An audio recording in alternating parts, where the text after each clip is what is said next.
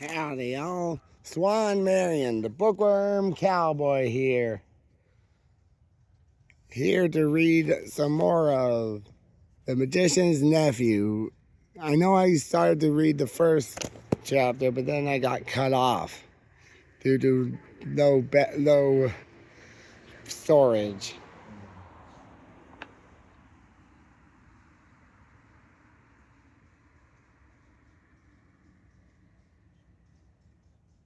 Yeah.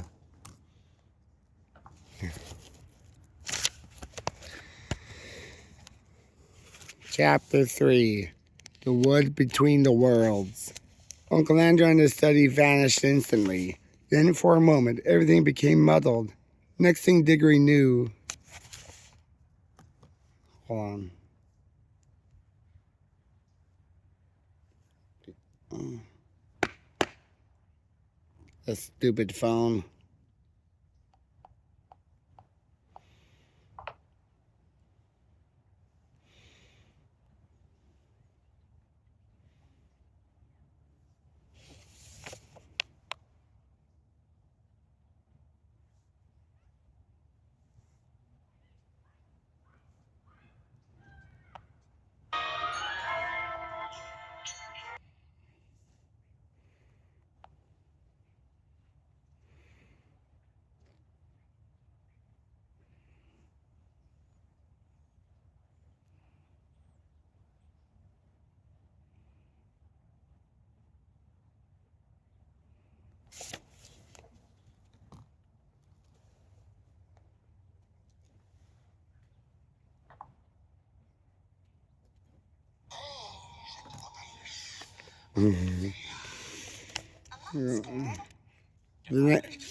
The next thing Diggory knew was that there was a soft green light coming down on him from above and darkness below.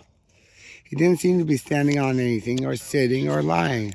Nothing appeared to be touching him. "I believe I'm underwater," said Diggory. "Or underwater. I mean water or underwater." This frightened him for a second, but almost at once he could feel that he was rushing upward. Then his head...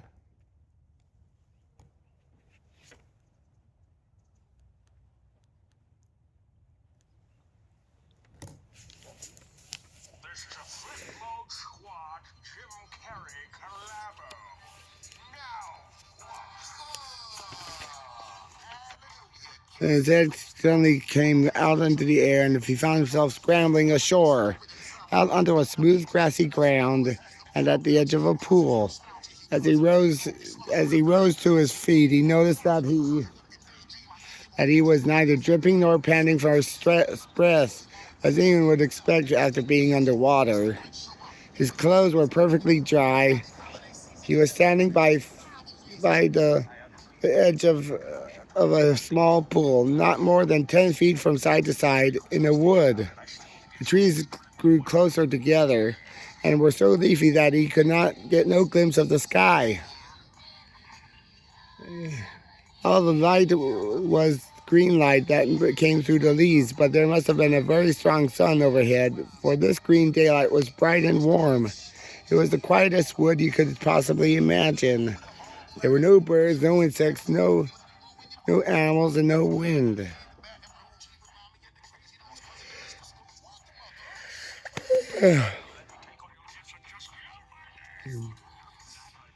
You could almost feel the trees growing.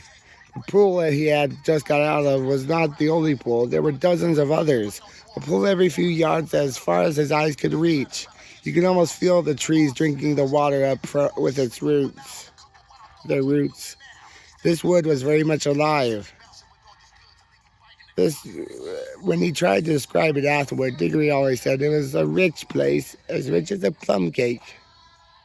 The strangest thing was, almost before he had looked about him, Diggory had half forgotten how he had come here. At any rate, he was certainly not thinking about Polly or Uncle Andrew or even his mother. He was not in the least frightened or excited or curious. If anyone had asked him, "Where did you come from?" he would probably have said, "I've always been here." That was what it felt like, as if one had always been in that place and never been bored, although nothing had ever happened. As he said long after, not the sort of place where things happen. Trees go on growing. That's all. As the degree had looked at the wood for a long time, he noticed that there was a girl lying on her back at the foot of the tree, a few yards away. Her eyes were nearly shut, but not quite, as if she was just between sleeping and waking. So he looked at her for a long time and said nothing. And at last she opened her eyes and looked at him for a long time. And she also said nothing. Then she spoke in a dreamy, contented style, sort of voice. I think I've seen you before, she said. I rather think so too, said Diggory. Have you been here long? Oh, always, said the girl. At least I don't know. I have a very long time, so have I, said Diggory. No, you haven't, said she. I've just seen you come out of that pool. Yes, I suppose I did, said Diggory with a puzzled air. I've forgotten. Then for quite a long time neither said any more. Look here, said the girl presently. I wonder, did we ever meet before?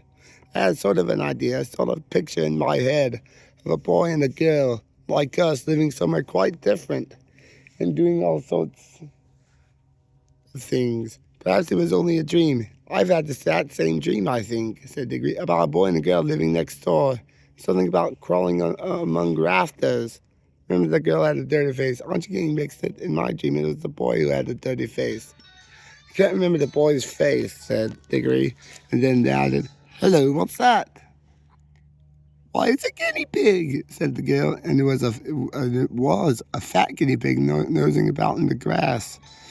Round in the middle of the guinea pig, on the middle of the guinea pig, there ran a tape. Tied on it to it by the tape was a bright yellow ring. Look, look, cried Diggory, the ring. And look, you've got one on your finger, and so have I. Girl now sat up, really interested at last. They stared very hard at one another, trying to remember. Then at the exact same moment, she shouted out, Mr. Kennedy! And he shouted out, Uncle Andrew! They knew who they were and began to remember the whole story. After a few minutes of hard talking, they got it straight. Diggory explained how beastly Uncle Andrew had been. What do we do now? Said Polly. Take the guinea pig and go home. There's no hurry, said Diggory with a huge yawn.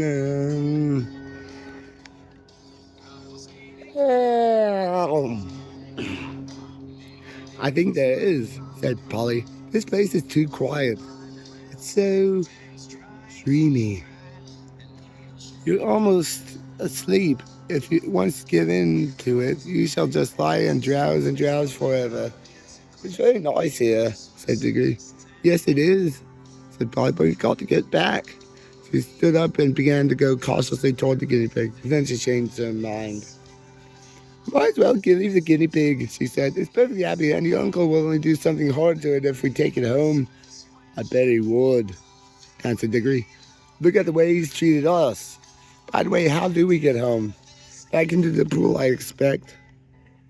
They came and stood together at the edge, looking down into the smooth water. It was full of the reflection of the green leafy branches. They made it look very deep. They're called bathing things, said Polly. We shan't need them, silly, said Diggory. We're going in with our clothes on. Don't you remember? You didn't wet us on the way up. Can you swim? A bit, can you? Well, not much. I don't think we shall need to swim, said Diggory. We want to go down, don't we? Neither of them liked the idea of jumping into that pool, but neither said to the other. So to the other, they took their hands and said, 1, 2, 3, go, and jumped. There was a great splash, and of course they closed their eyes. But when they opened them again, they found they were still standing, hand in hand, in the green wood, hardly up to their ankles in water. The pool was apparently only a couple of inches deep. They splashed back onto the dry ground. Well, what's going on? Said Polly in a frightened voice, but not quite so frightened as you might expect, because it's hard to feel very frightened in that wood. The place is too peaceful. Oh, I know, said Diggory. Of course it won't work. We're still wearing our yellow rings. They're for the outward journey, you know. Green ones take you home. Must change rings. If you got pockets, good. Put your yellow ring in your left. I got 2 greens. Here's one for you. Then they put on the green rings and came back to the pool. But before they tried another jump, Diggory gave a long, ooh. What's the matter? Said Polly. I just had a really good, wonderful idea, said Diggory. What about the other pools? How do you mean? Well, why, if we can get back to our own world by jumping into this pool, why don't we can't get somewhere else by jumping into one of the others? Supposing there was a world at the bottom of every pool. I thought we were already in your Uncle Andrew's other world or other place or whatever he called it. Didn't you say, oh, bother Uncle Andrew, interrupted Diggory. I don't believe he knows anything about it. He never had the pluck to come here himself. He only talked about one other world, but suppose there were dozens. You mean this wood might be only one of them? No, I don't believe this wood is a world at all. I think it's just sort of an in-between place. Polly looked puzzled. Don't you see, said Diggory. No, do listen. Think of our tunnel under the slates at home. It isn't a room in any of the houses. In a way, it isn't really part of the houses. Once you're in the tunnel, you can go along it and come out into any of the houses in the row. And this would be the same place that isn't in any of the other worlds. But once you've found that place, you can get into them all. Well, even if you can, began Polly, but Diggory went on as if she hadn't heard her. And of course that explains everything, he said. That's why it is so quiet and sleepy here. Nothing ever happens here. Like at home, it's in the houses that people talk and do things and have meals. Nothing goes on in between places, behind the walls, above the ceilings, under the floor, or in our own tunnel. When you come out of our tunnel, you may find yourself in any house. I think we can get out of this place and jolly well anywhere. We don't need to jump back into the same pool we come of it, or not just yet. The word between the worlds, said Polly dreamily. Sounds rather nice. Come on, said Diggory. Which pool shall we try? Look here, said Polly. I'm not sure going to try. I'm not going to try any new pool until we make sure we can get back to our old one. I'm not sure if it'll work yet. Yes, said Diggory, and get caught by Andrew and have our rings taken away before we've had any fun. No thanks. Couldn't we just go part the way down into our own pool?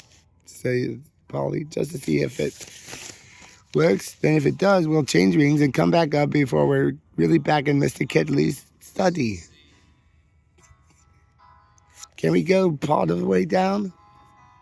Well, it took time coming up. I suppose it'll take a little time going back. You really made rather a fuss about agreeing to this. But he had to in the end because Polly absolutely refused to do any exploring and no resolution was made sure about getting back to the old one. She was quite brave as he about some dangerous wasp, for instance. But she was not so interested in finding out things nobody had ever heard of before. For Diggory was the sort of person who wants to know everything. And when he grew up, he became the famous Professor Kirky, who comes into other books. After a good deal of arguing, they agreed to put on their green rings. Green for safety, said Diggory, so you can't help remembering which is which.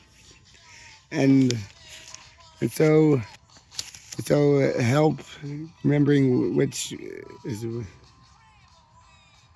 hold hands and jump. And as soon as they seemed to get back to Uncle Andrew's family and their own one, probably was to shout change, and they would slip off the greens and put on the yellows. Diggory wanted to be the one to shout change, but Polly wouldn't agree. They put on the green wings, took hands, and shouted once more. Shouted, 1, 2, 3, go! This time it worked. It was very hard to tell. It's very hard to tell you what it feels like. Everything happened so quickly. At first there was bright lights moving about in the dark sky. Diggory always thinks these were stars, but he swore that he saw Jupiter quite close enough to see its moons.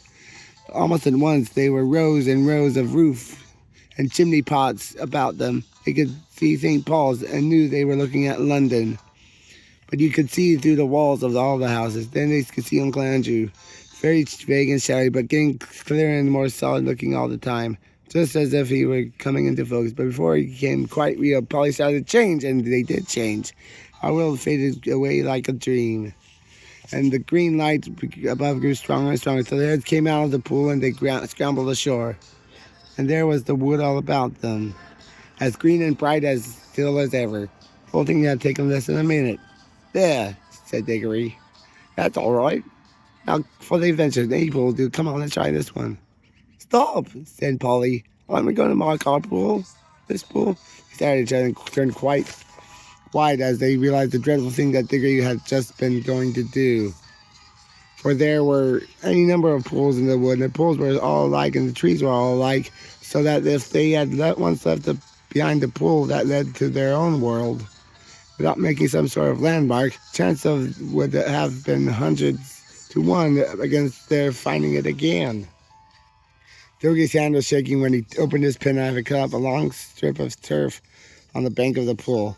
The soil, which smelled nice, was of a rich reddish brown and showed up well against the green. "It's a good thing one of us has some sense," said Polly. "Well, don't keep on gassing about it," said Diggory. "Come on, I want to see what's in the other pools." And Polly gave him a pretty sharp answer, and he said something even nastier in reply.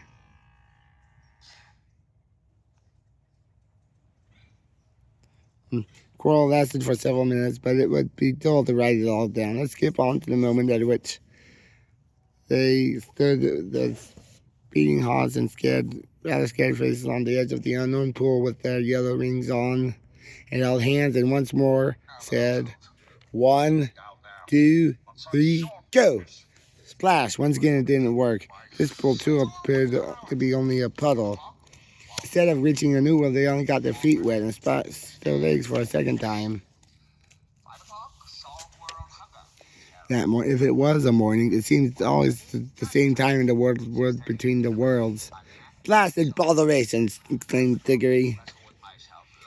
"What's going on wrong now? We put on our yellow rings all right.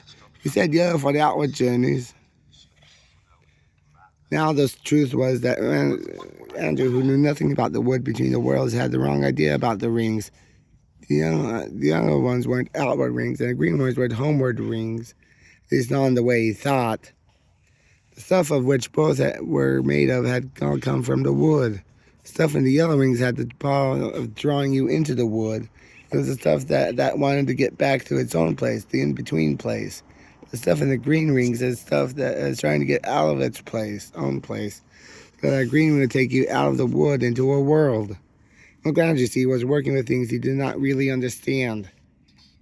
Most magicians are, of course. Diggory did not realize the truth quite clearly either, or did not until later. But when they had talked it over, they decided to try the green rings on the new pool, just to see what happened.